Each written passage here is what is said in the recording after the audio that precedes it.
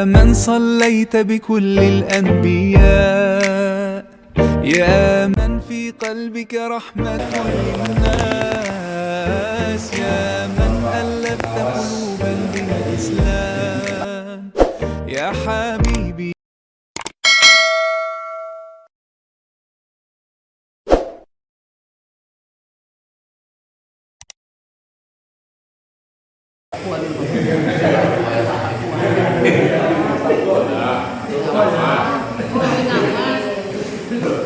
Ayahku, Pak Guru dan Ayah, saudara yang saya hormati, para bapak-bapak, ibu-ibu, pegawai yang ada di Gua Selatan beserta dengan keluarga yang hadir pada malam hari ini. Sebelumnya, sebenarnya mau minta izin terlebih dahulu karena sebagai yang paling muda tidak pantas rasanya duduk lebih tinggi daripada bapak ibu yang lebih dalam ilmunya daripada saya. Baik, Bapak. Baiklah bapak ibu yang rahmat Allah. Pada kesempatan yang berbahagia ini mungkin tak banyak yang bisa saya sampaikan, sebabnya terasa walaupun banyak yang akan saya sampaikan itu ibaratnya itu seperti menyiram garam ke lautan, karena yang menampung itu lebih dalam daripada yang diberikan. Ya, untuk mereka mungkin ada sedikit dari saya, mungkin ini sifatnya umum bagi kita semua yang ada di sini. Tema yang akan kita bahas itu adalah menjadi hamba Allah Subhanahu wa taala. Bapak-bapak, ibu-ibu yang dirahmati Allah, bahwasanya kita sadar kita lahir di atas muka bumi ini tidak pernah sedikit pun lepas dari ridha Allah Subhanahu wa taala. Dan kita pun yakin akhir dari pencapaian tertinggi seorang makhluk juga akan kembali kepada Allah Subhanahu wa taala. Maka sesuailah kata ulama sufi, man arafa nafsahu faqad arafa rabbah. Barang siapa yang telah mengenal siapa dirinya, maka dia akan mengenal siapa Tuhannya.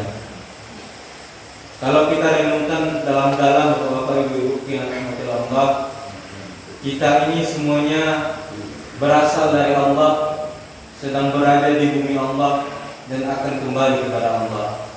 Lantas kata Allah Subhanahu wa taala, innas sam'a, sesungguhnya pendengaran, wal basar, penglihatan, wal fuada, hati dan pikiran, kullu ulaika kana anhu mas'ula. Semuanya itu akan ditanya oleh Allah Subhanahu wa taala, akan diminta pertanggungjawabannya oleh Allah Subhanahu wa taala. Siapapun kita, setinggi apapun karir kita, apapun pangkat kita, sejauh apapun pencapaian kita, tetap saja ujung-ujungnya kita hanya seorang hamba Allah yang lemah, yang sejak lahir selalu butuh nikmat Allah, yang setiap bangun tidur selalu butuh nikmat Allah, dan setiap kita ingin mengerjakan sesuatu pun tak pernah sedikit pun kita bisa lepas dari nikmat Allah. Lantas apa yang kita sombongkan? Maka sadarlah kita bahwa kita hanyalah hamba Allah Subhanahu wa taala yang bergantung kepadanya. Maka dalam hadis qudsi Rasulullah bersabda, hadis qudsi ini maknanya dari Allah, tapi lafaznya dari Nabi Muhammad sallallahu alaihi wasallam. Man arafa nafsahu faqad arafa al-'azam al-kibriya widai wal 'azamatu izari. Al-kibriya itu artinya adalah kesombongan. Al-kibriya widai, kesombongan itu merupakan pakaian Allah Subhanahu wa taala. Lalu al-'azam, keagungan, kebesaran, hanyalah jubah Allah Subhanahu wa taala. Maknanya Bapak-bapak, Ibu, kaum muslimin muslimat yang dirahmati Allah, bahwasanya apapun pencapaian kita, dimanapun kita berada, dan apapun yang akan kita kerjakan, kita harus sadar bahwasanya jangan pernah ada sombong sedikit pun di dalam hati kita. Walaupun kita sudah mencapai puncak tertinggi dari karir kita di dunia ini. Karena apa? Setinggi-tingginya karir kita, tetap saja Allah lah yang lebih tinggi daripada kita. Setinggi-tingginya karir kita, tetap saja kita selalu butuh kepada Allah Subhanahu wa taala. Maka jangan pernah kita memakai pakaian yang terlalu besar dari pakaian kita sendiri. Jangan pernah kita memakai pakaian Allah Subhanahu wa taala. Maka mudah-mudahan dengan ini nanti kita akan selamat di dunia dan di akhiratnya Allah Subhanahu wa taala. Mudah-mudahan dengan ini kita akan menjadi hamba Allah yang selalu sadar bahwasanya kita ini lemah dan berusaha untuk lebih baik menjadi hamba Allah Subhanahu wa taala. Seterusnya Bapak-bapak, Ibu-ibu, saudara kaum muslim muslimat yang dirahmati Allah, atas kesadaran akan kelemahan kita ini, maka kita sadar kita ini hanyalah manusia yang biasa saja, yang sering akan lupa. Sumiyal insanu binisyanihi, dinamakanlah manusia itu karena sifatnya yang pelupa. Lantas Allah beri kita nikmat yang sangat besar, yakni 1 bulan dari 12 bulan. Dan saat itu kita sedang berada di bulan tersebut, dan Allah berikan maghfirah seluas-luasnya pada bulan ini. Bapak-bapak, Ibu yang dirahmati Allah, dari mana kita bisa mengetahui itu? Yakni dari hadis Rasulullah SAW, yakni man shoma ramadhana imanan wa ihtisaban ghufira lahu ma taqaddama min dhanbi. Terusnya hadis man qama ramadhana imanan wa ihtisaban ghufira lahu ma taqaddama min dhanbi. Hadis yang pertama itu menjelaskan tentang ibadah puasa, dan hadis yang kedua menjelaskan tentang qiyamul lail ataupun salat tarawih. Barang siapa umat Nabi Muhammad ataupun hamba Allah Subhanahu wa taala yang memanfaatkan berpuasa pada bulan Ramadan dan menegakkan qiyamul lail pada malam harinya dengan penuh keimanan dan ihtisaban, kata ulama hadis, dengan penuh keikhlasan kepada Allah Subhanahu wa taala.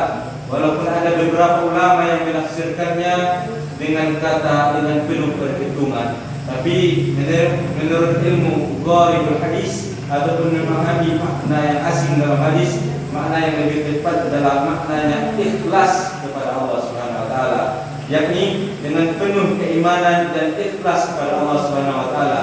Insyaallah Allah akan mengampuni dosa-dosanya pada masa yang telah berlalu.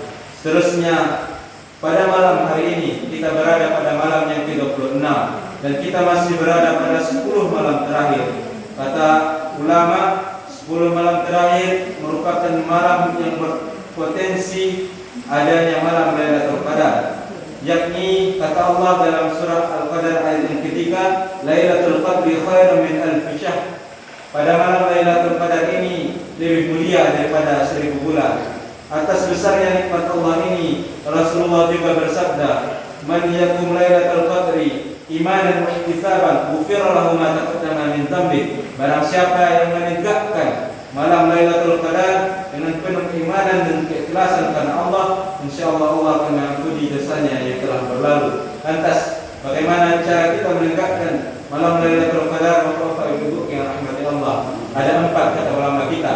Yang pertama ialah banyak-banyak melaksanakan salat malam. Yang kedua, banyak-banyak membaca Al-Quran. Yang ketiga, banyak-banyak berzikir kepada Allah Subhanahu wa taala. Seterusnya yang terakhir, atas kesadaran kita sebagai hamba Allah, kita ini banyak berbuat dosa, kita ini banyak berbuat kelupaan, maka jangan pernah kita merasa sombong dan lupa akan bertaubat kepada Allah Subhanahu wa taala. Mari sama-sama kita mengintrospeksi diri kita dalam 1 tahun ini. Apa yang telah kita kerjakan? Apakah sudah kita sesuai dengan tuntunan agama Allah Subhanahu wa taala? Mungkin demikian yang bisa kami sampaikan, Bapak-bapak dan Ibu yang dirahmati Allah. Bila ada kata-kata kami yang salah ataupun tidak tepat, mohon untuk dimaafkan. Adapun intisarinya, yakni kita semua di sini, setinggi apapun pencapaian kita, tetap saja kita hanya Allah Subhanahu wa taala. Mudah-mudahan kita sadar akan posisi kita dan kita selalu mencari taubatnya Allah, mencari maghfirahnya Allah.